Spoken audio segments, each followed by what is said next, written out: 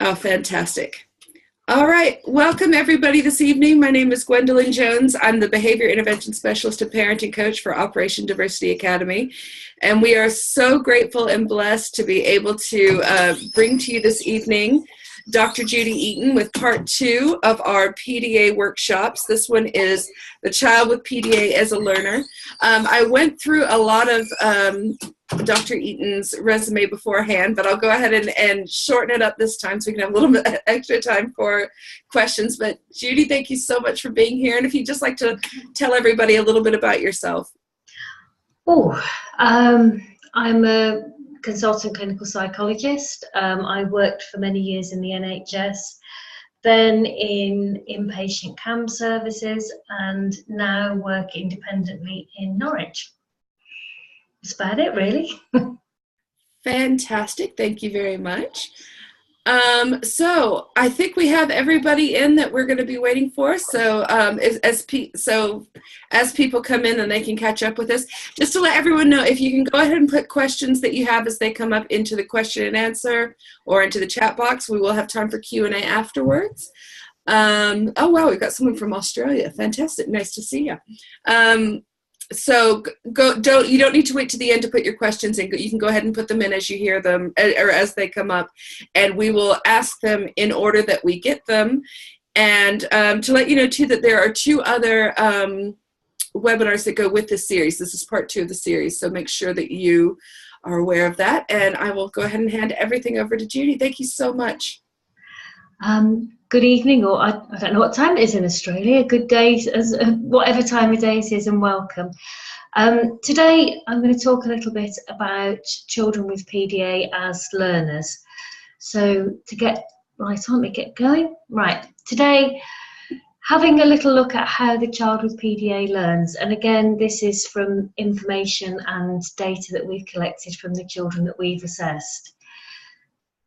Looking at their cognitive profile, because the jury is still out about whether you can have PDA as well as having autism with a learning disability.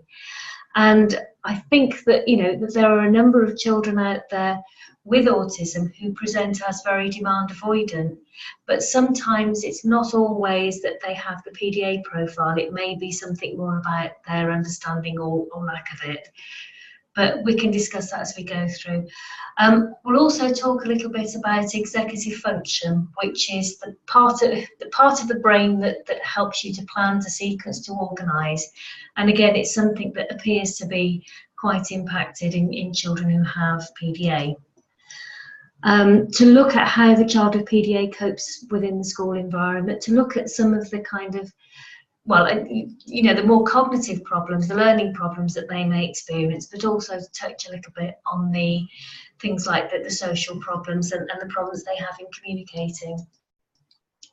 And then to have a little bit of look at how getting support. And obviously the education and healthcare plan is a UK thing, so we don't need to spend too much time on that, but it's just about how you go about accessing support for your child if you think they have more than the usual kind of needs that a child would have in a classroom.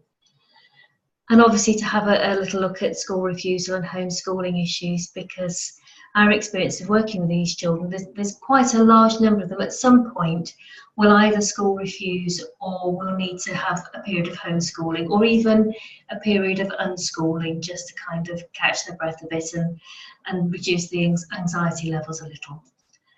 Okay, so thinking about learning and autism, important to remember again, PDA is part of the autism spectrum, or it's a behavioural profile that goes along with some children who have autism.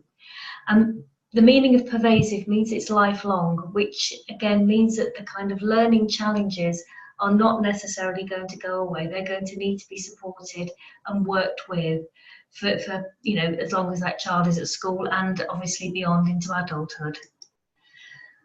A percentage of children with autism will have an associated learning difficulty, but many will not. And for some children, the kind of learning difficulties they experience only become apparent once the social and learning demands increase as they progress through primary school. It tends to be a bit of a theme that many children will manage okay in reception, because reception as in, you know, the first class they go into, because the demands on them are generally less. There's a lot of play-based activities, there's a lot of doing their own thing. Obviously, year one, year two, it starts to become a little bit more structured, and the child is expected to sit and do more kind of structured work. Obviously, as you go towards the top end of primary school, again, there's another change in the way that the curriculum is actually presented, and questions and demands and these become more apparent, and a lot of the learning becomes more abstract. Quite often the biggest change for children, particularly the higher functioning children on the autism spectrum, is the transition to high school, because there is in neurotypical development, there's a huge change that occurs around about puberty in terms of brain development. And if anybody's ever looked at the work of Jean Piaget, it's called formal operational thought, and it's the time when the brain finally kind of reaches maturity, or a level of maturity, and when you're expected to be able to look at abstract things, to look at things that you can't see, to be able to make inferences. And that's often when the curriculum becomes incredibly difficult for children with autism and PDA. And so that's why, and there's a number of children who don't actually get a formal diagnosis until they reach high school, because they manage somehow to hold it together until they get to that more difficult stage in their education. Okay, obviously you know what autism is all about. Children and adults with autism, and therefore with PDA, will have difficulties in social communication, social interaction, flexibility of thought, sensory processing or sensory modulation. And these difficulties can be quite apparent or quite subtle, and these, before you even get to the kind of learning challenges, are going to impact on how the child manages in the nursery environment or school environment. Okay, so PDA in the school environment. These are some statistics from the kind of work that Phil Christie and Ruth Fiddler do, looking at the number of children who actually get excluded from school. And this is not a new study, but it was looking at, 43% of who had a child with autism reported their child had been formally excluded in the last 12 months. 55% of parents surveyed reported their child with autism had been illegally excluded. And this was again going back to 2008, that it's the paper called Disobedience or Disability, and it looks specifically at exclusion. I would imagine that for a lot of parents with children with PDA, the likelihood of either a formal or an informal exclusion is probably much higher. So the key issues for school: enabling the child to access learning, that's in terms of the curriculum and socially. Managing their anxiety and any behaviours that may come as a result of that. Supporting positive relationships with their peers. And maintaining an effective team of adults who are supported themselves and who can support the child and their family. And that again was from Phil at the NASPDA conference in 2015. The Autism Education Trust Good Practice Report in 2011. And again, this is Phil. I suppose my message to schools is you're there for the children, they're not there for you. And therefore, actually, you do what you can to adapt to the children you've got and not expect the children to become the children you want them to be. And that is about making reasonable adjustments and helping the child to learn and to fit in socially. Okay. So again, that's the link if anybody wants to look at the clinical education needs of children with PDA and their guidelines for good practice. I'm sure most of you have probably accessed those, but it's worth having a look at. Okay, so coming on to the child with PDA as a learner. First thing I want to look at is sort of learning disability. Many of you who did mathematics at school will be familiar with this bell curve, and it's the way that scores for various different tests are plotted and compared across different populations. So if you think that an average IQ, which is your intelligence quotient, which is your capacity to learn and take on board information. The average is 100. But as you can see from the graph there, that the blue bit in the middle, which is 68% of the population, will be somewhere in that blue area. So they will have an IQ of somewhere between 85 and 115. So that is basically 7 out of 10 children almost in your average classroom will be somewhere in that average range.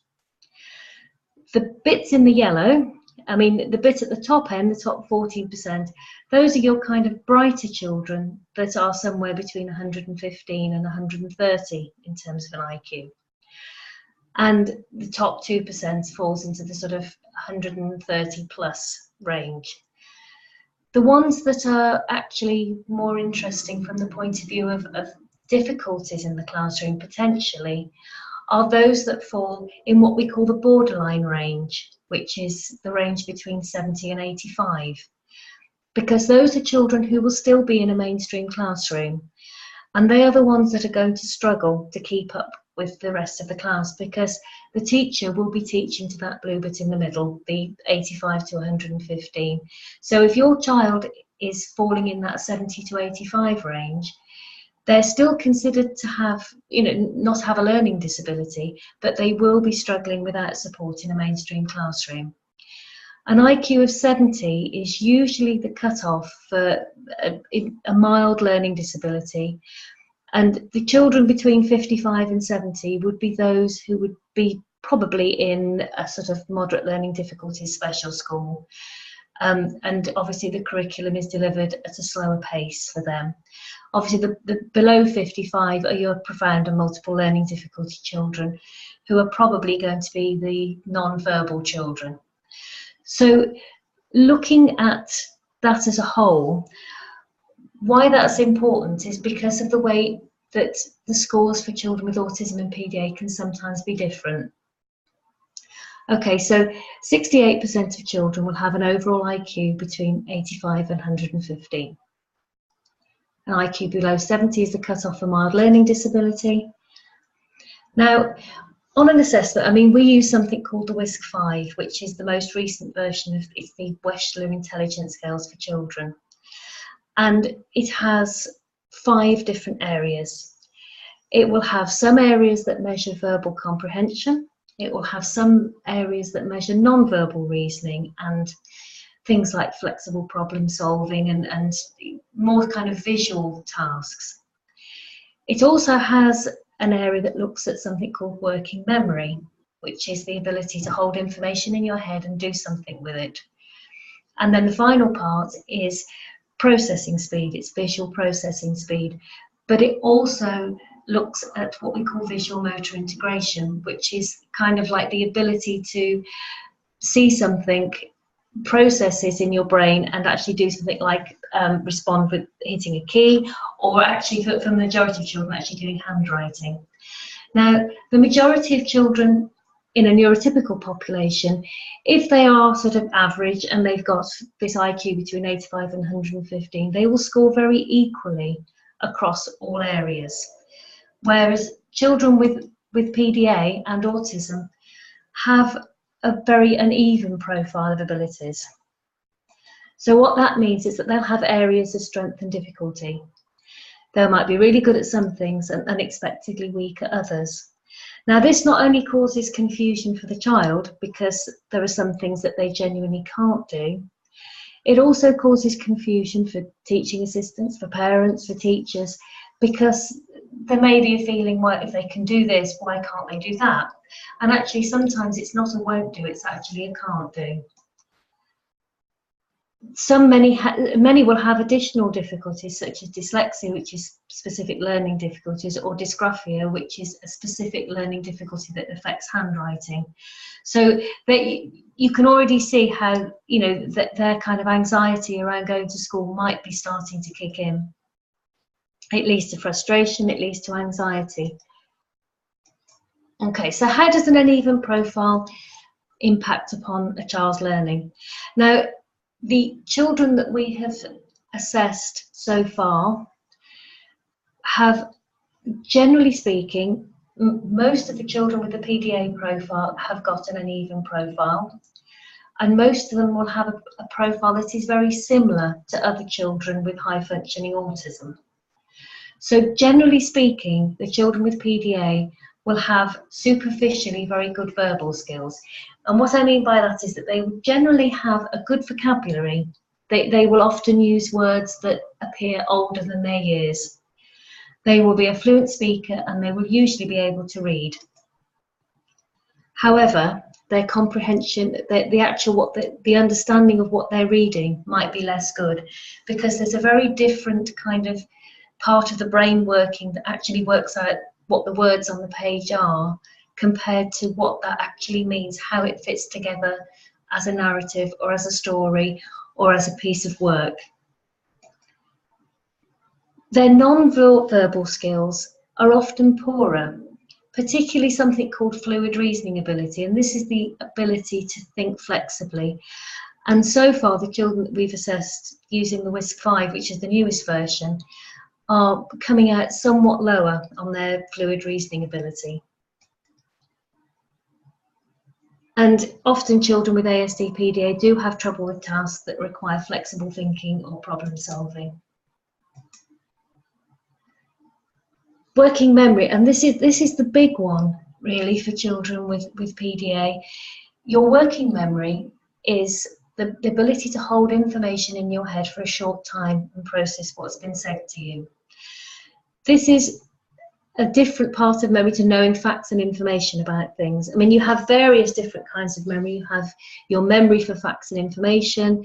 You have a procedural memory for how you ride a bike or make a cake or a sandwich. There's all sorts of different types of memory, but working memory is a specific part that you use. For example, if someone calls out a telephone number to you, you have to kind of mentally rehearse it in your head or keep it in your memory by repeating it until you've got time to write it down. If your working memory is poor, it's almost as if the information goes in one ear and out the other ear. And it's almost as if the child doesn't have time to process it. And this is what we're seeing is particularly poor in children with autism and PDA. Also will be poor if the child has ADHD. So it's something that is clearly impacted in this kind of difficulty. Visual processing speed is often very poor for children on the autism spectrum and with PDA. And this is something that when I was talking initially about the different kinds of scores, the sort of average of 85 to 115, a lot of children, their visual processing speeds scores are coming out at around about between 70, 75, 80, so quite low and quite a big difference compared to their other skills. So this impacts on their ability to write quickly, and particularly if they're asked to copy information from the board. So straight away, you can start to see a bit of a problem for some of these children, because if they're in a busy classroom, I mean, this is before you even factor in things like sensory problems and filtering out unwanted noise. If you're not good at holding information in your head, when the teacher gives you an instruction, you might not even have taken it in. You might not have remembered what's been said. Also, very often, at high school particularly, you might be given some homework verbally or be asked to copy it off the board before moving on to your next lesson. Again, if you can't write quickly and you can't remember what's been said, you're going to miss important parts of it. You're going to not necessarily know what you're supposed to do. So again, it's another one of those things that can build up into real problems for children with PDA. Okay, the next bit is something called executive function. And it's the frontal lobes of the brain that control executive function. And executive function is in this part of the brain here, the frontal lobes, because it's the final part of the brain that connects up in human beings. When, you know, human babies shouldn't really have been born when they are, because their brains are not terribly well developed, but obviously their heads would be too big if they stayed in the womb any longer. But when a baby is first born, human babies are actually quite helpless. The only parts of their brain that are really working are the kind of breathing, feeding, sleeping function. And as they develop through early childhood, the various other parts of the brain come online and start working efficiently. And the frontal lobes are the sort of final part of the brain that kind of links up at around about adolescence. I mean, obviously it will be developing all the way through childhood. And it's usually the early teens, but not fully until 18. What we're seeing sort of working with people who are adults with PDA or adults with autism is that actually, even when they get to 18, this is still not fully developed, and there may always be a problem with this. I mean, there is an improvement somewhere between 18 and 25, but for some people, executive function is the thing that continues to be a difficulty throughout life. Yeah, as I say, most children with autism, PDA, and other neurodevelopmental difficulties such as ADD and ADHD will experience difficulties in this area.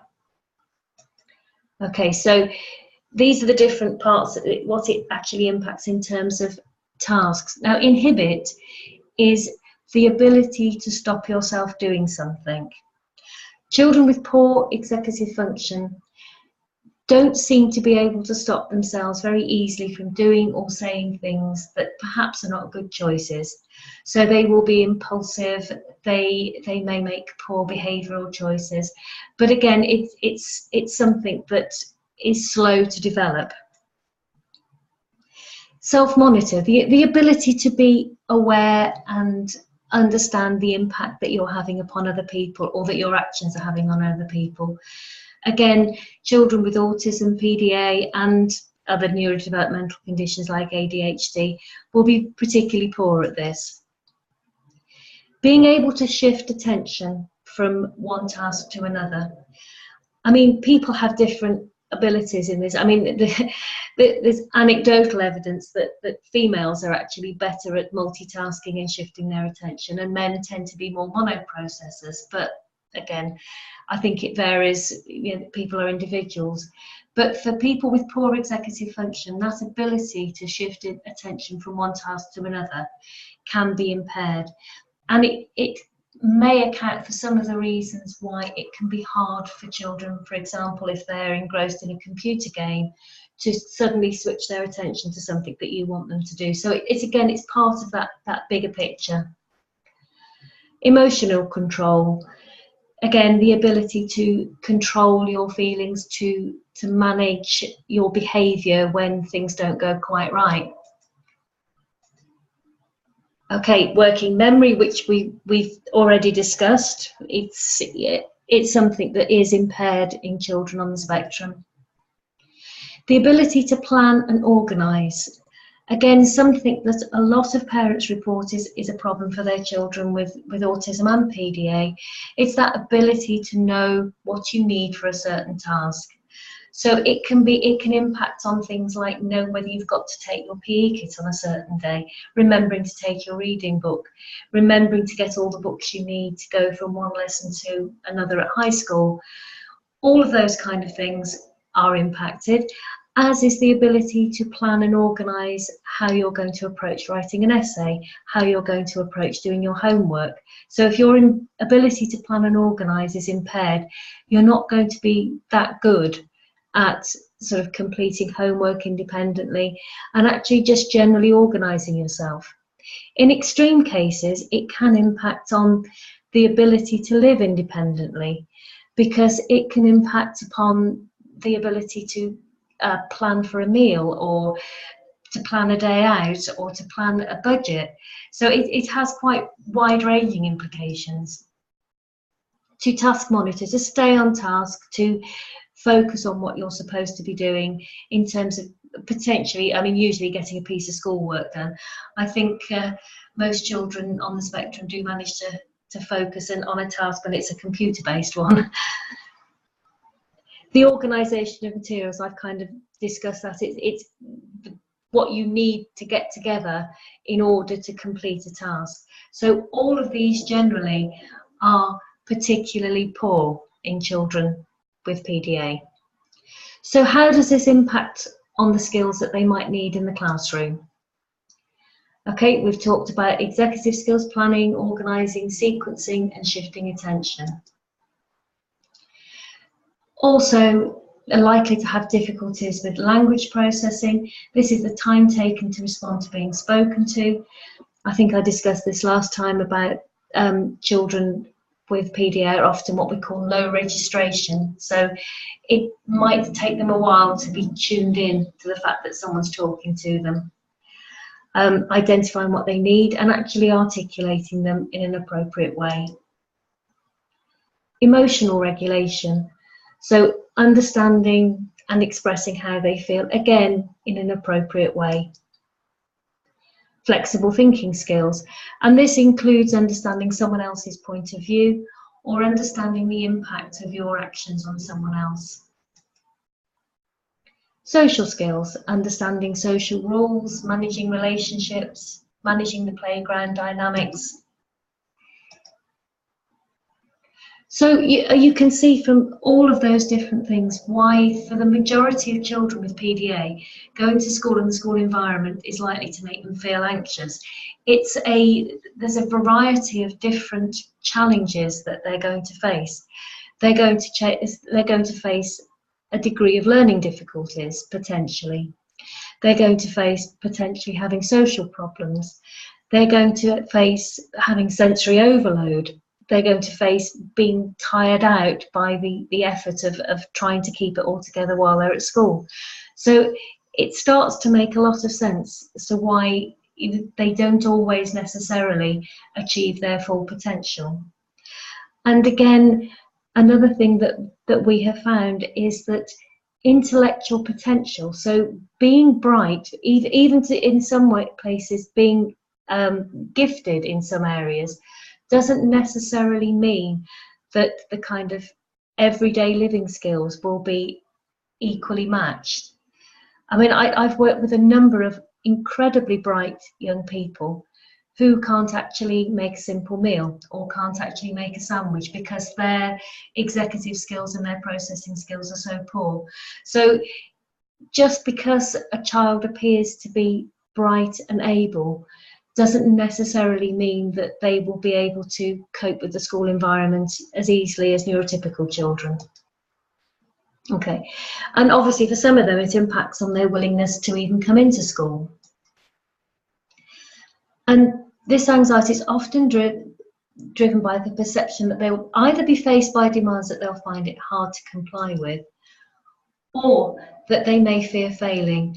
For many children with PDA, the fear of failure and not being in control is a huge driver to avoiding doing things. Okay. They may, and well, I think it's probably fair to say, will most likely have quite low self-esteem. Because even though they are trying their best and they may be extremely good in some areas, there are likely to be some areas where they're not quite as good. And this can be anything from comprehension tasks to mathematics. Some of them struggle with, some of them struggle particularly with sport type activities. So that kind of need for control and to be good at things, and then not being so good at everything, can damage their self-esteem. And also as well, if they are not able to hold it together and they're having meltdowns at school, that's not going to have a particularly helpful impact on their self-esteem either. And it may not always be apparent in the classroom, as children with, a lot of the children with PDA tend to be extremely good at masking and holding it together while they're in the school environment, only to completely melt down and for it all to come gushing and bursting out when they get out of the school gates. Okay, some of them are very good at slipping under the radar, particularly girls, I think, but also boys. If you don't draw attention to yourself and you keep well below the radar, you're going to avoid expectations and demands, and the areas where you might not be so good are not going to be picked up quite as well. So a number of children will simply keep a low profile and try and keep out of the way when things are going on. But they may react with explosive anger when things go wrong. And this is often, again, when it comes to homework. And homework can be a particular issue for children with PDA.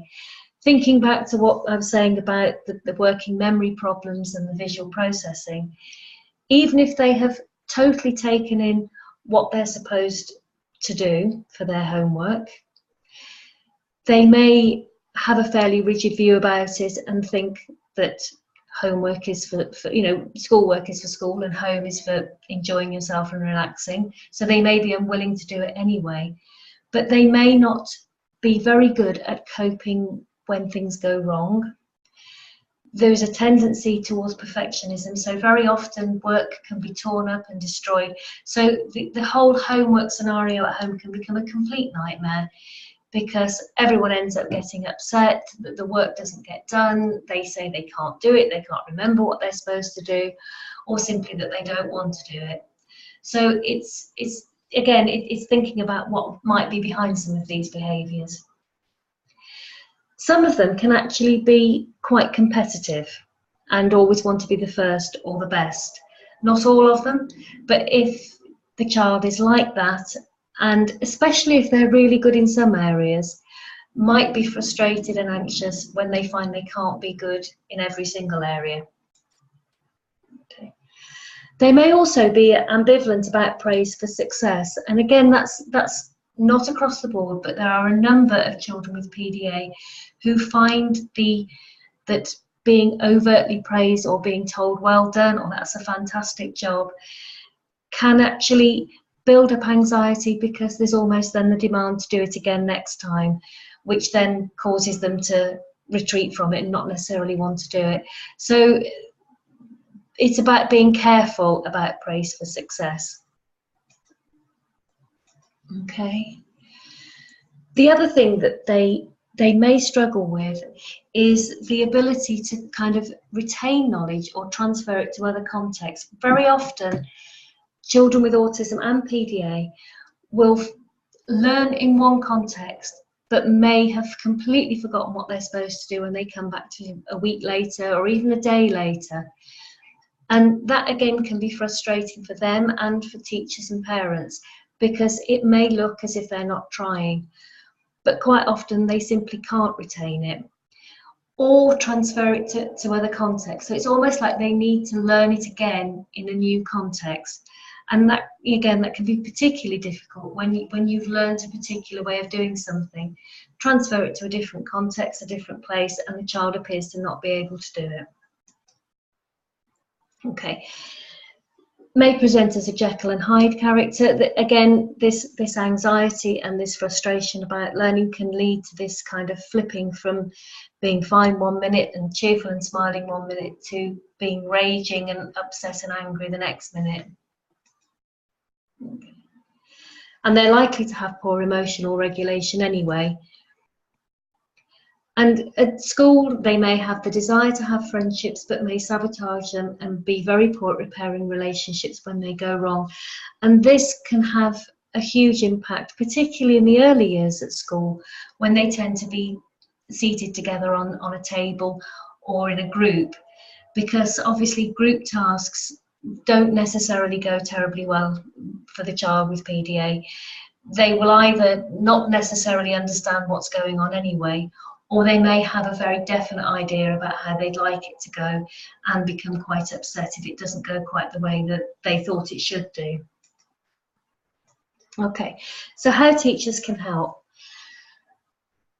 Teachers and support staff need to be aware that children with PDA are often driven by anxiety and this need for control and to avoid other people's expectations. And the quality of the relationship they make with the child with PDA will be key to cooperation and making progress. I think also if teachers can understand the nature of this variable profile, because some, not all of it, but some of the demand avoidance is about can't do rather than don't want to or won't do. And again, that kind of relationship with the child with PDA will be the key to making progress, understanding that individual child's profile. Teachers and support staff need to be flexible and be prepared to accept what works one day and what might not work the next. And again, that will depend on the task and also the level of anxiety that that child's got at that time. Okay, teachers need to try and avoid direct instructions and demands where practical and develop a flexible, intuitive approach. It is very much about working with the child rather than working against the child, which appears to be the case in some classrooms. Okay, confrontation should be avoided if all possible. As I think, and it's not always practical to do this, but sort of too much feedback about failure, because again, you're dealing with children who are quite rigid and black and white in their thinking, and they do tend to be quite, they catastrophize things, and it's all or nothing thinking sometimes. So confrontation and too much kind of focus on failure and not being able to do something needs to be avoided. Expectations disguised using compromise, humour. I mean, you know, there's a lot of information out there about the best way to sort of engage these children. And when we're assessing them, even when we're doing the formal assessments, we have to use such a lot of compromise. The assistant psychologist that does the assessments has to make bargains, make little deals with the children, may have to sit outside the small tent that we've got in order for the child to be able to comply. She sat under the table, she'll negotiate, we do one task and then we perhaps will have 5 minutes doing something else. It's about being flexible, and it's about reducing those demands, and 9 times out of 10, using that approach, we manage to get the best out of these young people. In terms of school rules, they need to be chosen with care and reduced as far as possible. And again, there's been lots of talk about non-negotiables needing to be adhered to and explained. Some of the things, again, that might be helpful for teachers and parents in terms of supporting them in terms of particularly their emotional regulation. Something called the Incredible 5-point scale is quite helpful. And that's, again, encouraging children to learn how to rate their emotions on a scale of 1 to 5. And this helps with regulation and awareness of how little or much they feel in contrast to the size of a problem. Again, this is particularly helpful for children who catastrophize everything, for whom it's the end of the world if the internet doesn't work for 5 minutes, or if they lost a game when they're in the middle of playing it. So it's about helping them to kind of grade and appreciate that there are shades of grey in terms of how serious a problem is. Comic strip conversations are helpful as well, using visual strategies to, you know, explore concepts requiring social and emotional understanding are useful.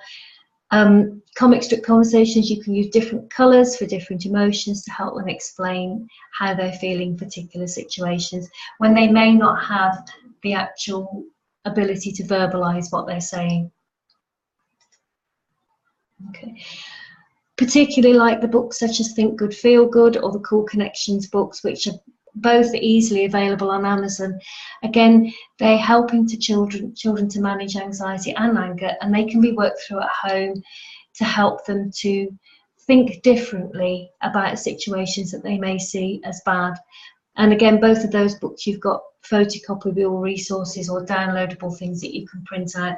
And again, if they can be introduced as a bit of a game or a bit of fun or indirectly through one of the other children in the family, it's all helpful to help them to sort of increase their emotional literacy a little bit. Okay, so thinking about special educational needs, there's a legal definition in the UK about special educational needs, but the main feature of it is if a child finds it harder to learn than the majority of their peers and continues to struggle despite extra targeted support, then they may have special educational needs. And I think it's that if a child finds it harder to learn than the majority of their peers, I think the understanding needs to be got out there that a lot of these children with PDA have a spiky or an uneven cognitive profile. So even if they're extremely good in some areas, the likelihood is that they will have some struggles in other areas. So they might need additional support to help them manage that. So this, I mean, often it's about the school identifying that a child may have special educational needs, and the class teacher or the special educational needs coordinator will organise additional support. Schools should involve parents in the discussion about how much support an individual child needs, but I think it's important to say that parents can actually ask for that discussion in the first place, and parents can lead the process to securing additional support. And again, this is about needing specialism that are available in a school, or the amount of support goes beyond the funding available. It's possible that the SEN additional support might not be sufficient, and school or parents may ask the local authority to assess the needs via an education and healthcare plan assessment. And it is important for a lot of these children to have that support in place, particularly if they're already struggling at primary school, because the transition to high school is going to be more difficult if they've got this spiky profile. And an EHCP, an actual healthcare education healthcare plan does now in the UK go up to the age of 25.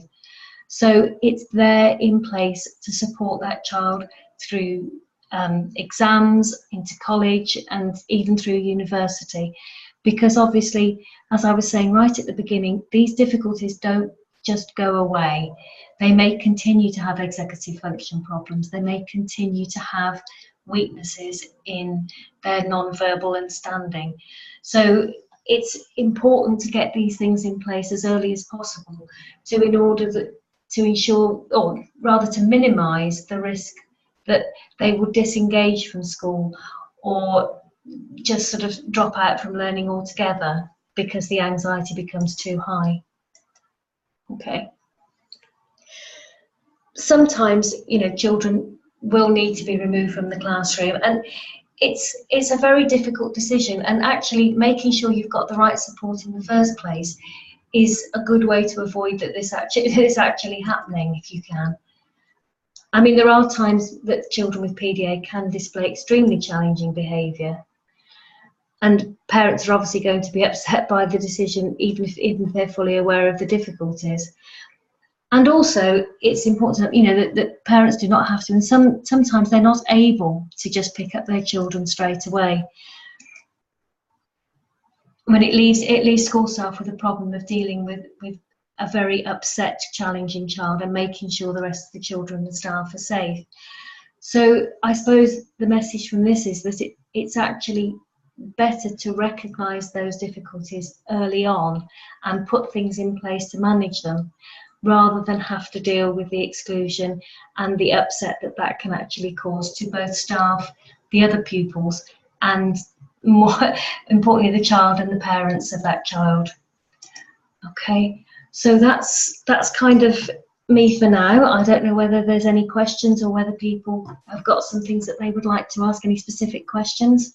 We have several questions. Jolly good. Of course we do. We've got to take advantage of our expert time. So. Okay. All right, so I'll just dive right in. So My son is 6 years old and diagnosed with PDA by yourself. Okay. He has never managed to cope with any kind of school or nursery setting. Okay. He completely breaks down in severe anxiety and control at any placement. I'm guessing this loses control at any placement. The behavior and control is horrendous. Hold on, I get new things that goes up. Behavior and control is horrendous when he is put into any setting. I homeschool and feel that this is a better setting for him. For us, it's better for us as a family to keep life calmer for all. I have the problem that all professionals involved do not agree with homeschooling, and the pressure to send him into school is huge. Am I doing wrong? Is he going to benefit from my one-on-one or suffer more problems? What are your thoughts on this, as I feel so very unsupported? Bless your heart. Oh, it's It's a really tricky one. I mean, having worked with a lot of parents and a lot of children, you know, for some, not necessarily just homeschooling, but sometimes unschooling is sometimes the only way to get that kind of the anxiety levels down to the point that the child is not constantly in fight, flight, or freeze.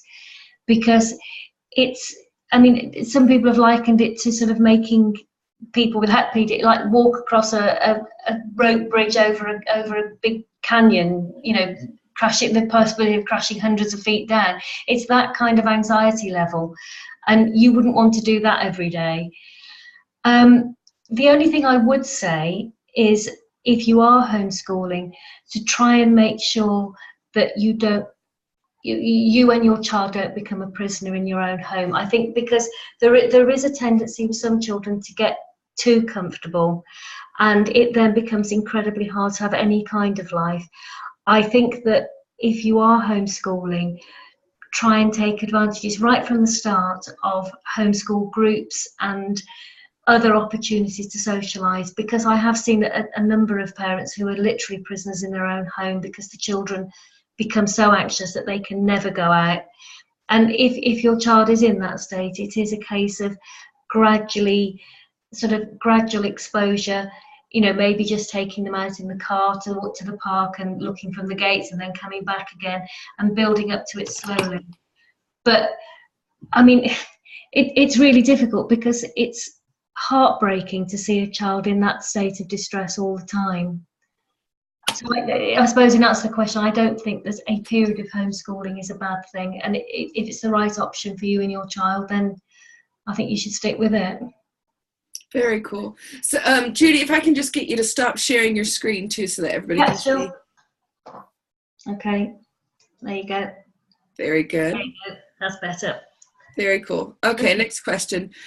Just been through MDA. Psychologist and SALT agree on spectrum. Won't agree on agree to pathological part, but would say with demand avoidant features, but say they can't diagnose because schools say there are no problems, despite 10 days in 8 weeks being lost to unofficial exclusion, or isolation through communication issues. Why can schools control diagnosis? They shouldn't actually be able to, because if teams actually, and I was looking at it because I was looking at the revisions to the NICE guidelines, and they now do say actually that yes, you do need information from another source. It's helpful to have information about a child's presentation, but they have acknowledged in the NICE guidelines that schools and school teachers may not, I mean, not in all cases, but they may not necessarily be the best source of information, particularly if the child is really working very hard to hold it in at school, because the schools may genuinely not see it, but just because they don't see it doesn't mean to say it's not there. And so I think that there is a gradual realization that, you know, you can get information from other sources. And I would always say that if parents are struggling to get that recognition, there must be someone else in the family who's seen the kind of behaviours, whether it's a grandparent or a childminder or, you know, even a family friend that's seen it, because it doesn't always show at school. So I would suggest that they get some information from perhaps another source, a friend or a relative or someone who knows the child well. Absolutely. And if you need help knowing how to advocate for that too, just to let people know, we do have resources within Operation Diversity Academy that can help you with that. So I would highly encourage you to check those out. Yeah. Were you aware of the change? I don't know if it's a change in the NICE guidelines, but it was certainly highlighted in the most recent revision that school information should not be the only source that is relied upon when making a diagnostic decision. It does actually say that. Yeah. And, you know, I'm genuinely not sort of knocking schools. There are some excellent schools and some excellent teachers out there, but there are also some children who are incredibly good at masking and hiding their difficulties. I would hear that all the time because I had a self-contained classroom, and I would have parents come to me and say, and they'd say that they you know, oh, I don't believe that he's doing so well in your class because when he comes home he falls apart. And I'm like, you know, it happens, and you know, and that's okay. Like, it's okay for that to happen. I mean, it's not great for parents, but it doesn't mean that, that anything that you're seeing is invalidated because I'm not seeing it at school. Yeah. But as I said, I think I mentioned last time when I was talking about the diagnostic process, there are still a number of areas where if the school are not seeing the problems, parents can actually struggle to even get onto that diagnostic pathway, which is very unfortunate. Absolutely, it is. It's very frustrating. Yeah. Okay, next question. Is it typical for a child who is masking to actually appear to enjoy school, smiling, chatting, etc.? My son has daily meltdowns pre and post school and expresses how much he hates school and wants to be homeschooled.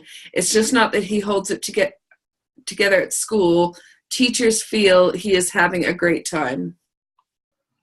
Again, if he's a good masker, if he's because again, it's usually children who they know how they're supposed to behave, and most of them are trying very hard to keep it all in and to sort of conform and be like all the other children at school.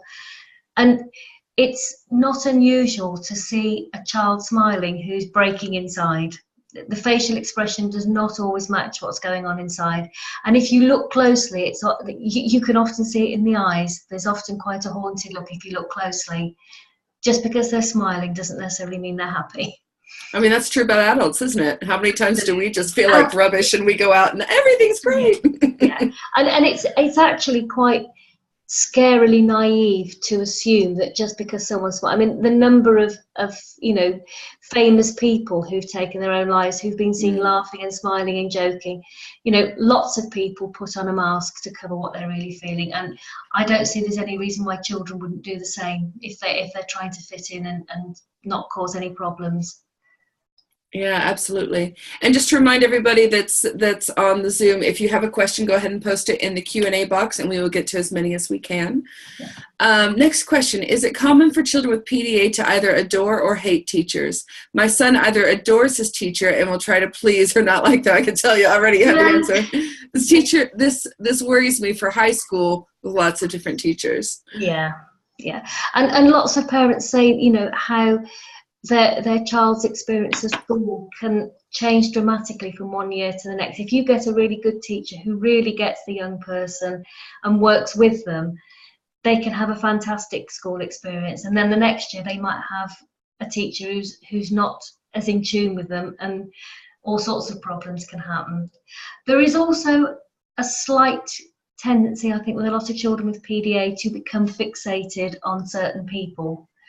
And people are either all wonderful or all bad. And actually also as well, there's that time when somebody says something or does something wrong and the child with PDA doesn't forget. It's like once you've done something wrong, that's it. So, You're dead to me. You're dead to me, yeah. Absolutely. Oh. Okay, next question. Hi there. What were the titles of the suggested books, please? Okay, Think Good, Feel Good. And that's a whole series of books by a guy called Paul Stallard. Again, if you Google or go into Amazon and do Think Good, Feel Good, it'll come up with them straight away. And I think there is a clinician's workbook which you probably wouldn't need, and then there's the other one which I think is a blue colour, which when you buy it you get the downloadable resources so you can print out extra copies of the little worksheets, and they're quite fun to do. And the other one is Cool Connections, I can't remember who that's by, but again, if you put that into the search engine, it'll come up. But those are the two that I've personally found are the most user-friendly. Very good. Do many children get an EHCP with a PDA diagnosis, or does the fact it's not in the manuals become a barrier? It shouldn't be, because an EHCP is about that child's need, and providing that their profile of need is described in the EHCP. It shouldn't matter what the diagnosis is. It should be about need and not about diagnosis. And I would say too, sometimes there's lack of education on the educator's part of not understanding that. Yeah. So it's not like they're sitting, it's not always they're trying to save money or they're a bad. They may honestly believe that. And so sometimes, unfortunately, part of advocating for your child is educating educators. Absolutely. And again, we have lots of stuff on EHCPs in the academy, so please feel free to take advantage of those resources. Yeah. An EHCP is like gold dust. Yeah. Children with far greater special educational needs than my son are being refused assessment for an EHCP, so my school says there's not a lot they can do. Well, parents can apply for an EHCP. You know, I guess it's about having the energy, the resources, the time to actually do it, because it's a huge task to take on. I mean, I'm sure you advise people all the time on that, but it is a big task, and it's sometimes difficult to find the resources to do that, isn't it? But it doesn't have to be driven by the school. Absolutely. Sarah just put in the chat box, apply and appeal. And I will say, as a parent that's had to go through that process, it feels like the process is designed to make me want to quit. Yeah. You know, and so it is about persevering and going through with it. The more they tell you no, the more you take a chapter out of your PDA kids book and tell them, I'm sorry, I'm not accepting your no. I can only speak for Norfolk, but I know that I think something like 85% of parents who went to tribunal actually won their cases. So absolutely. You know, admittedly, they were probably the ones that had the time and the resources to do it. But it can be successful. And my argument would be, just think how much money you'll save later on down the line in terms of kind of support in later life. And, you know, it seems to be a good investment to help get a child supported to have a good school experience. Absolutely. And it doesn't take a lot of financial investment unless you want it to. You can do it without the financial investment, but certainly the time investment, time off work and things like that is definitely where you're going to have to put in. But again, like you said, the more that I think the more informed you are, the more documentation that you have, and to keep every piece of paper that's ever been written about your child ever, including a journal, will see a long way. Yeah. Next question is PDA recognized by specialists who diagnoses it? Sorry?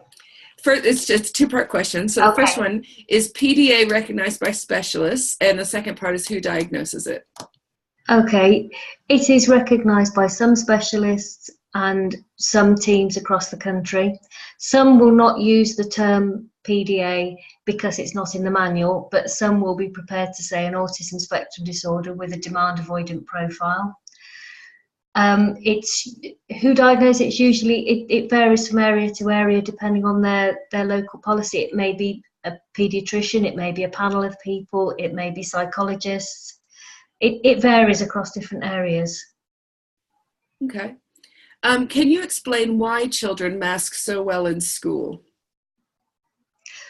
Why they mask so well in school? I think because having talked to a lot of, so one little boy put it very nicely today that he'd almost got somebody, so it's almost he got a good part and a bad part to him. And the good part of him really wanted to do what he should do and knew what he should do. And then there was this little bad part of him that wasn't able to do. I think he was trying to verbalise what demand avoidance feels like. Mm. But I think that what that highlights is that most of these kids do want to do the right thing. They're generally speaking, they're well brought up kids, they're nice kids who are highly anxious. So yes, of course, when they're trying really hard, they can put on the right kind of face to the world. It's just that it takes a huge amount out of them and they can't keep it up forever. Absolutely. Yeah. How do you get high school to support child when they mask at school? Private diagnosis in January 2018. School says nothing is wrong. Step up as a mom. Oh, bless your heart. I feel you on that. Yeah. I think high school is a whole different thing because, like you said, you've got different teachers. I mean, in primary school, the one teacher will teach a class, so they'll get to know the young people really well. When you go to high school, you usually have lots of different teachers, and it's far easier to slip under the radar there. And the kids with PDI, they do one or two things. They either slip under the radar and just keep it really quiet and say nothing, or they become the kids that start to answer back or play the class clown in order to get excluded because they've realised that's a really good way of getting out of it. So they get noticed then, but then it's put down to poor parenting, poor discipline, and again that kind of anxiety is missed. It's a tough struggle to get recognition at high school. And we've recently seen one young man who wasn't diagnosed with autism or PDA or anything, who actually had quite a significant learning difficulty. I mean, literally quite a low IQ, and was bumbling along in year 7 without anybody really being aware of how much he was struggling. All they saw was the naughty boy who was disrupting the lessons, but he'd realised that if he disrupted them, he could go and have a walk around the play. You know, he didn't have to sit in those lessons, which he didn't understand anyway. But nobody realised. Absolutely. And certainly I will say again, as a neurodivergent parent and as a neurodivergent individual, that, you know, your job is to advocate for your child, and it's okay to disagree with schools. I think we're trained, and this is no offense to teachers. You know, I was a teacher myself, so, you know, I've got my foot in both camps there. But sometimes teachers don't understand, and when you go in and you advocate in a respectful and professional manner, the same you would expect them to advocate their side to you, saying like, with respect, I don't think you see what's happening here. With respect, I can show you what's happening at home. I have documentation here.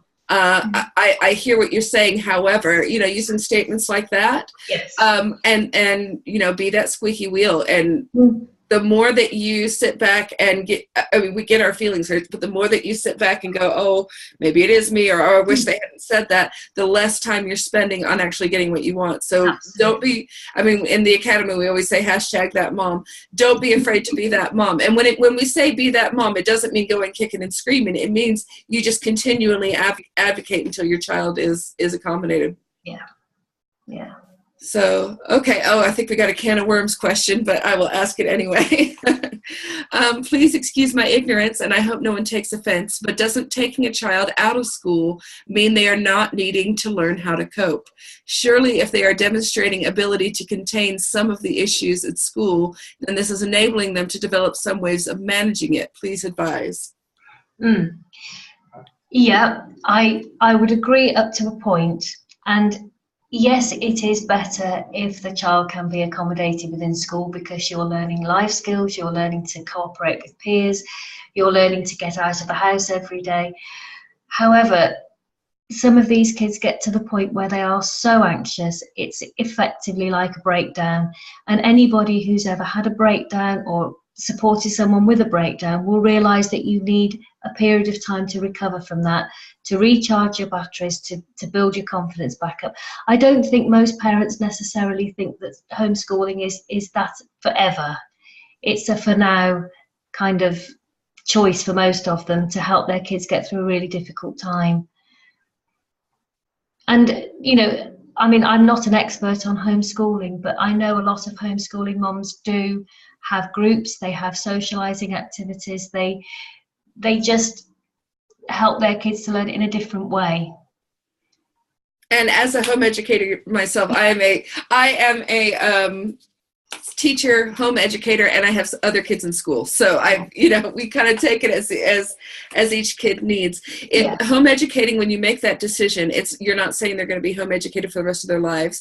With my son, he white knuckled it until he couldn't do it anymore. And rather than worry about things like self-harm, constant damage to his self-esteem, and the constant worry and anxiety that was placed on him, we chose to remove him from the social situation to continue his education at home, so that, because it was the best place for him. And when you make that choice to home educate your child, you're saying, this is the best choice to make for my child in this moment, and it's constantly being reevaluated. So I always ask people, people always ask me, is he going to be home educated through A-levels? I'm like, I don't know, I guess we'll see. Not that my child has PDA, and we found ways to make it work, and I'm very fortunate that I work from home most of the time, and we could make that work. But socialization is always the least of I think it's the biggest worry when you go into homeschooling is socialization. And once you've home educated for more than a month, you're like, the least of my problems is socialization. There's so much out there for me to socialize my child. There's so many groups, so many places to go, ways to do it. It's more about just making sure that your child is being educated in the best way possible for them. My daughter on the other hand, his little sister, it'd be the worst thing in the world to home educate her. She's an extrovert. She needs her people. But for my son, this was the decision that we made because it was in the best interest of him. And schools are teaching to that 68% of the Absolutely. neurotypical, and you know, the kids with PDA are often around PEG, and you cannot force them into the shape. You know, you have to work with what you've got. You have to bring out the best in them and help them to build their self-esteem. And it hurts when you're around being forced to be a square. Yeah. So, yeah. Getting people to believe is so hard. That's just a statement, and I think it's not a question, but I think it should be addressed because you are absolutely right. It is hard. Yeah. So yeah. I've just seen a comment come up about home education does mean you have to do without a salary, and I'm not saying that anyone should do that lightly, because I do realise that means that people are giving up their careers, they're giving up their incomes, and it's not an easy decision. No, and it's also not an option for everybody, and it's not fair to say that it should be. Again, I'm lucky that my job allows me to work from home most of the time, and so I do take a bit of a salary sacrifice to work from home as much as I do, but we're able to do that. So other people aren't. I will say that there is help out there in the form of carers allowance and other things, but that doesn't always subsidize your lack of income. So there's no guilt if you're not able to do that. And actually, there are some parents who can't, because their children, they can't cope with their children 24 hours a day, 7 days a week, and I totally get that as well.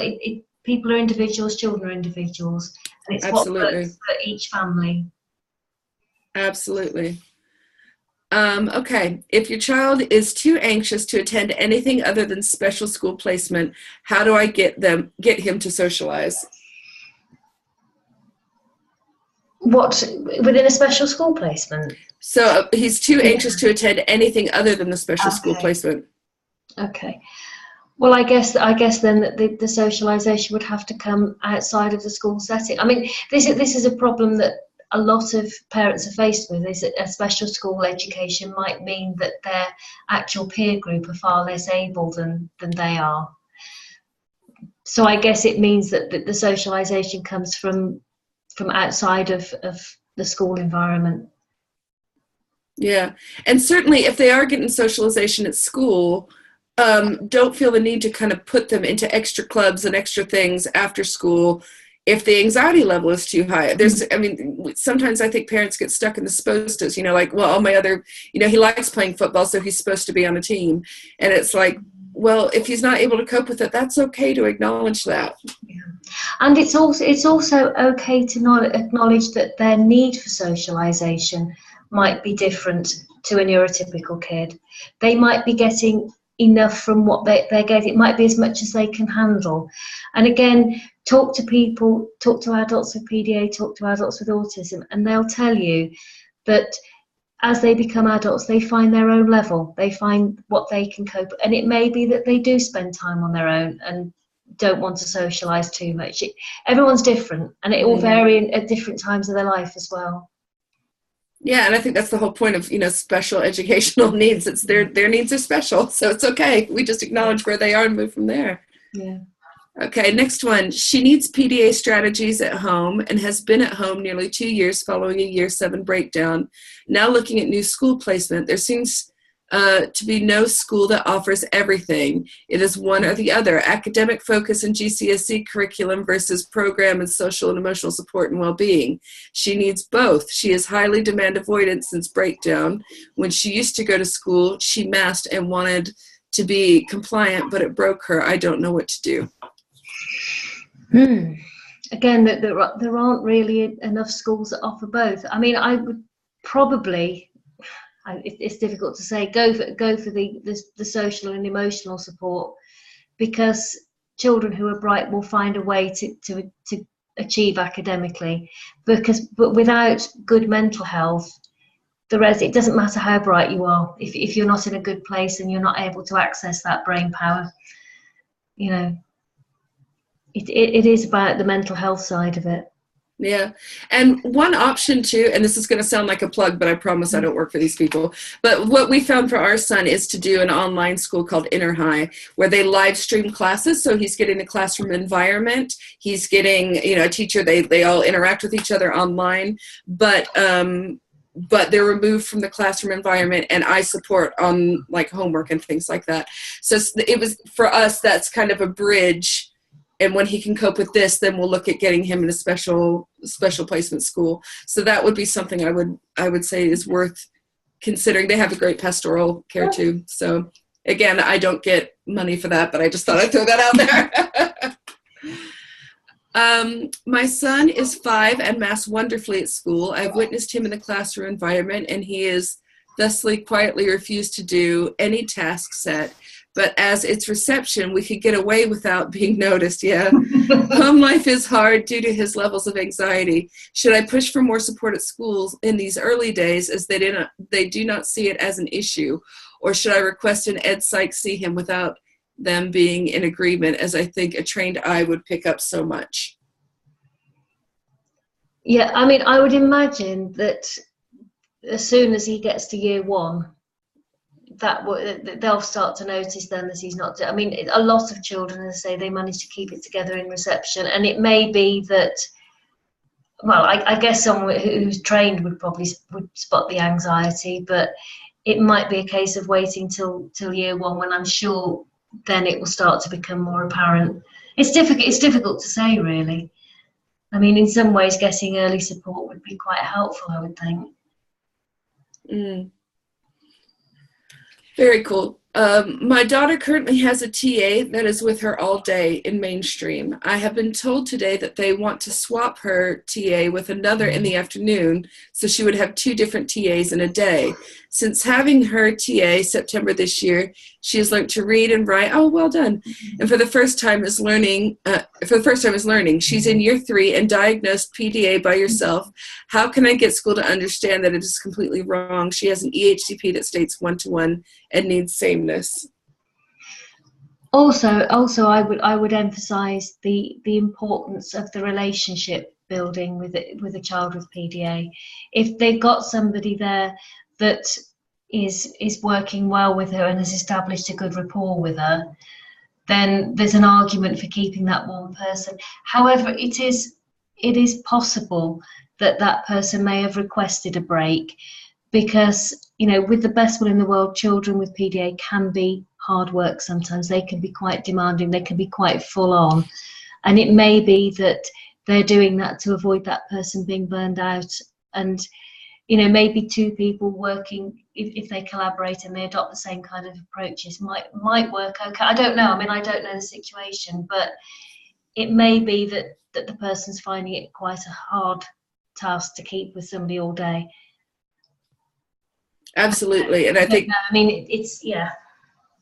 And I think that brings up a good point, that care for carers, whether it's a school carer or a parent or a home carer, needs to be acknowledged and appreciated.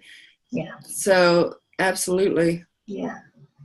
My son is 6 and currently diagnosed with non-specific mixed development disorder. We've had a Skype consultation with yourself and are hoping to have an assessment soon. My current problem is he masks at school, as he is terrified by the traffic light discipline system. Oh. He has recently been requesting additional support in school, such as wearing ear defenders, but the school will not believe he has any additional needs.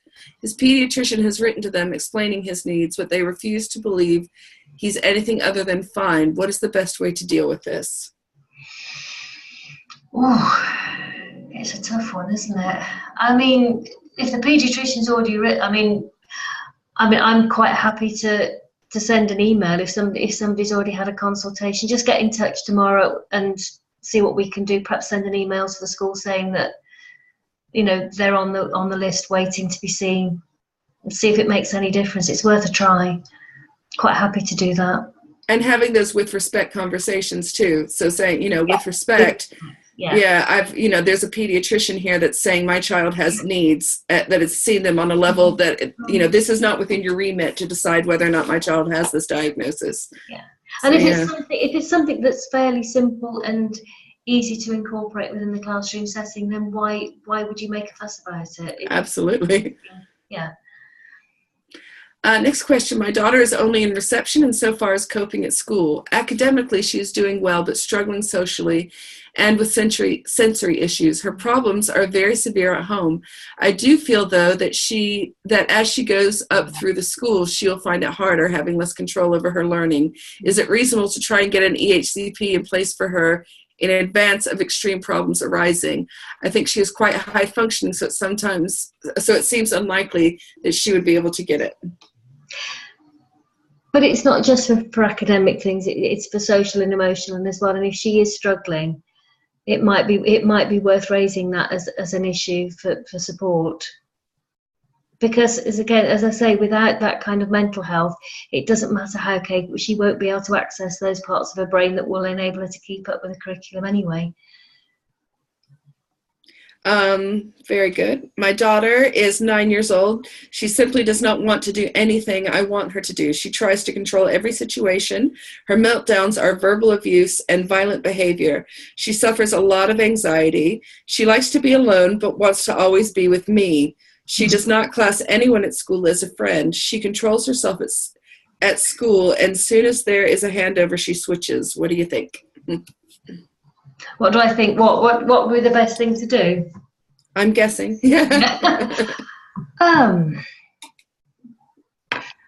Well, I mean, again, it comes down to using the strategies, using human negotiation, not phrasing things as direct requests, allowing time to process things, allowing time for her to think things through, give her choices, that kind of thing. I mean, that's what I would suggest. I mean, I don't know her personally, but yeah, it's about the strategies. Very good. Is the only criteria for special school a lower end IQ? We have heard how PDA kids are so poorly matched for the school environment. We are setting them up to fail. Why don't we actually create properly built, staffed, and resource facilities to meet their needs and give them the best chance to be the best versions of themselves? I home ed now, and the difference is staggering when you give them the right environment. Yeah. I feel we are selling our kids short. Agreed. Yeah. I think it would be great. I think that having schools where they work with the children rather than expecting the children to fit in with the other children would be great.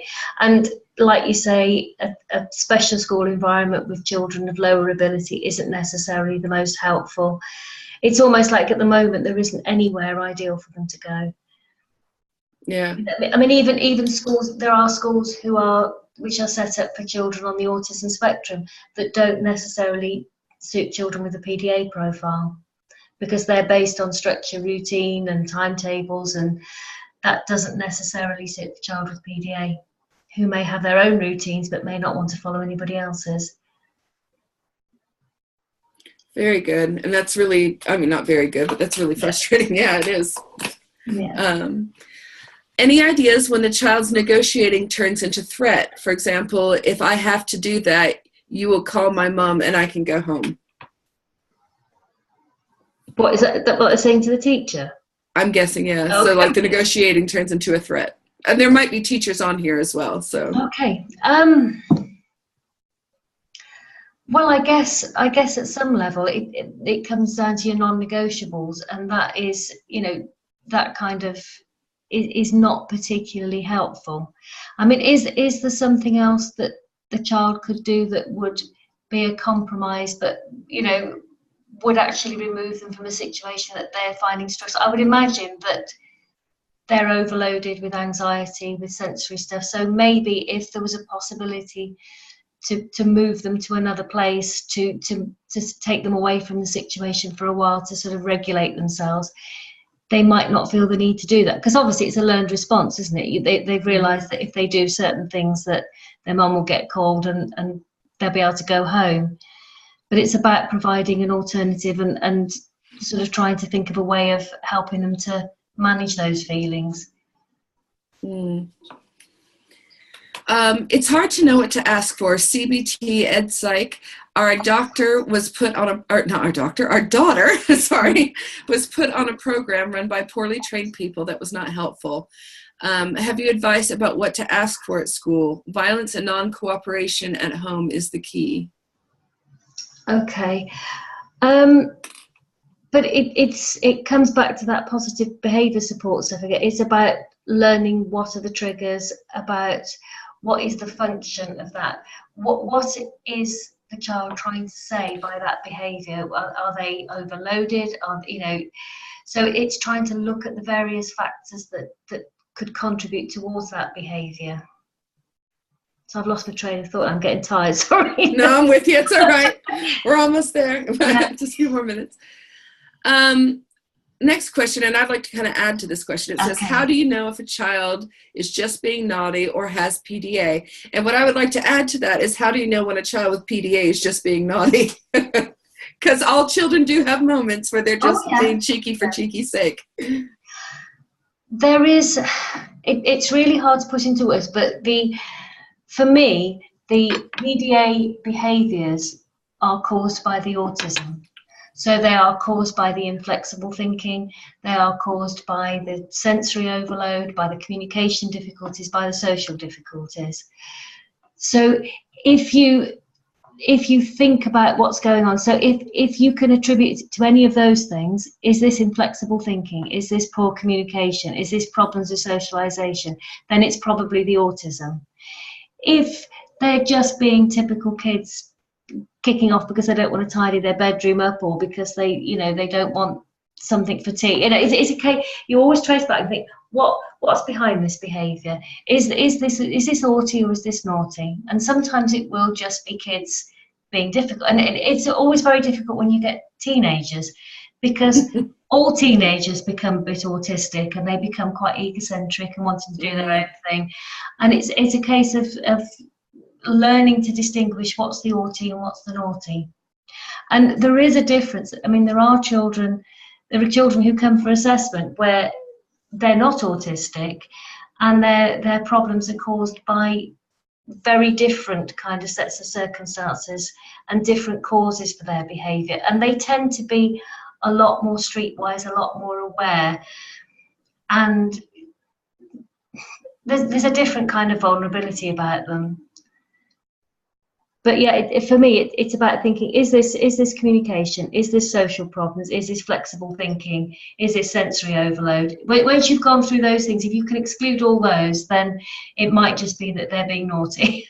And it's a suck it up buttercup kind of moment. and I think it's easy to lose sight of the fact that all children have behavioural challenges sometimes. All children have meltdowns. All children misbehave, particularly if they get overwhelmed by all sorts of things. So it's not always the autism or the PDA. Sometimes it's just being a kid. And for my son, who's a teenager, God help me, I can always tell when it's his autism and when it's not, because if I can joke him out of it, he's just being cheeky. If I can make him smile, he's being cheeky. If he says to me, "Mom, this is not something that we joke about," which he says a lot because he's a lot more mature than I am apparently, then I can always tell, okay, now this is a thing that we need to move forward with. Yeah. Okay, my daughter 8 isn't bothered about having friends at all. She spends lunch times on her own, and if children try to play with her, she will shout no and tell them to go away. Is this common with PDA?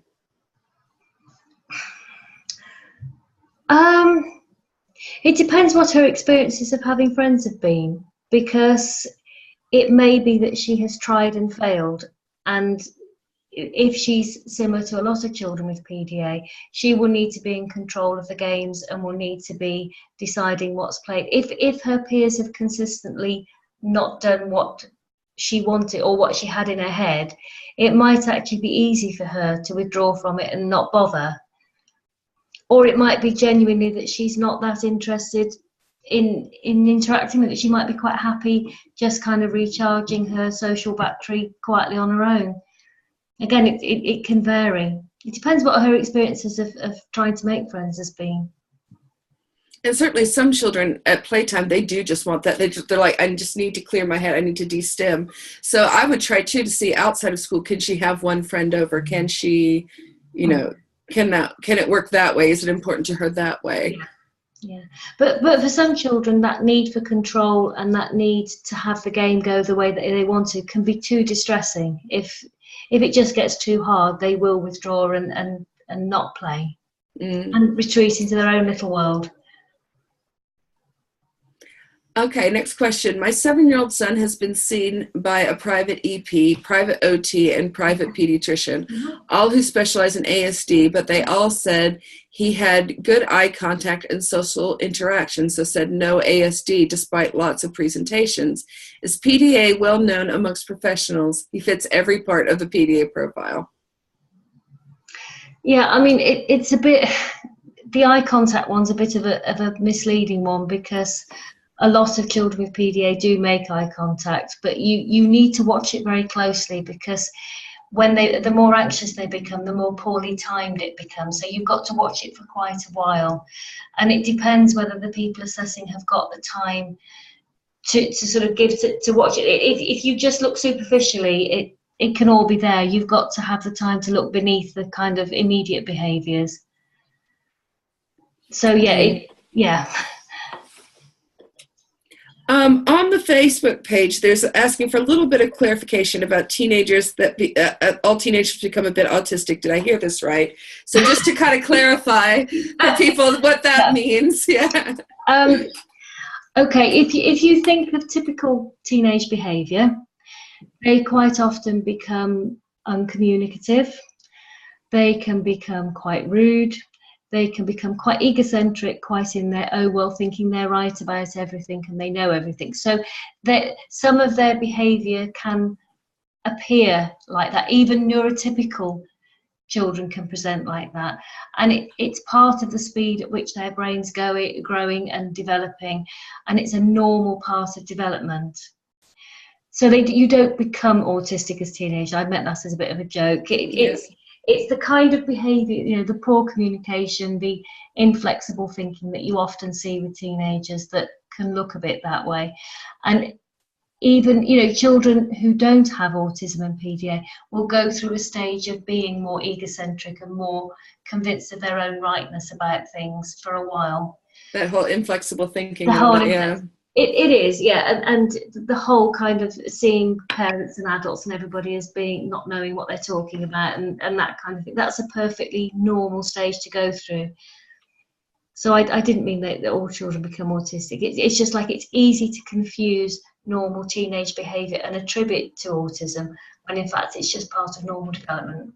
And certainly, and correct me if I'm wrong, from what I've experienced, just seeing children be referred, it's more difficult to qualify a teenager, just because you're having to kind of pick that apart. And they're like, how much of this has been presented before that we've just not noticed, as opposed to how much of this is, your brain's going crazy right now, and it'll calm down in a bit. Which is why, as part of an assessment, you take a history right from birth. And so you often pick, even if the parent has not noticed it at the time, with looking back with reflection, they can sometimes see that the signs were there, even if they weren't as apparent until the child got older. Very good. So we've got 2 minutes left. I think we have time for one more question. Is it common for ADHD and PDA to be comorbid? How do you figure out what are PDA and what are ADHD? My son is already diagnosed with dysgraphia and ADHD with suspected PDA. You can have both, but it's for us, it's always important to unpick some of the sensory things, because a sensory processing disorder can look a lot like ADHD. And sometimes what happens when you have the ADHD, sometimes if you go down the medication route, sometimes medicating a child with ADHD can make the autistic part more apparent, because it's almost like some of the impulsiveness and the lack of awareness of themselves goes away a bit, and you get an increase in anxiety. But there are children who will get a diagnosis, but there's about 40-50% overlap with ADHD and autism anyway. Like 40% of kids with ADHD will have autistic features, and about the same. So it's likely that there will be overlap with PDA as well. Absolutely. And comorbidity is, I mean, it happens with most conditions. It's very, from my personal experience, and which is much less than yours, I've very rarely seen a child with one thing and that's it, you know. So, but I think sometimes it needs a skilled OT or someone to unpick what is the sensory stuff and what can be managed by a sensory diet, and what actually needs more intervention in terms of ADHD. Absolutely. And speaking as a person with ADHD, like, yeah, I feel you. So, right. Well, that's our time. Thank you so much, Dr. Judy Eaton. Just to remind people, this is 2 of 3, and the title of our next, oh my gosh, I don't have it written down. Judy, can you remind me the title of the next one? I can't remember. Sorry. It's basically it's basically, the first one was, you know, what is PDA? The second one is how does it work with schools? And the third one is all about what can we do as parents, if you're assuming that you're a parent on here, which most of us are. So, you know, what kind of skills and strategies can we use at home with our children with PDA? Yeah. So that will be happening very soon. And I also encourage everybody to go into the Academy and take advantage of the resources there that are there to help you. All these questions about EHCPs and the diagnosis process and all the you know, the processes for all this. There's a lot of resources in there to be used. There it is. Thank you. Strategies for managing PDA. Yeah. Sorry. But yeah, so thank you very much, and I hope everybody tunes into the next one. This will be live for a few days, and please share it with anybody and everybody, because the more awareness that we have for this, the more children will benefit from it. And I apologize for being tired tonight. It's been a longer, my brain is starting to fade. We've done a bless. Day, and it's okay, you get to be a person too. I'm a person too, and I'm quite tired this evening, so I apologise if I've stumbled or not been quite as clear as I should have been. It's been a long few months. Well, I found it absolutely fascinating and very beneficial for me personally and professionally. So thank you so much for your time tonight. Okay, bye-bye then. All right, bye.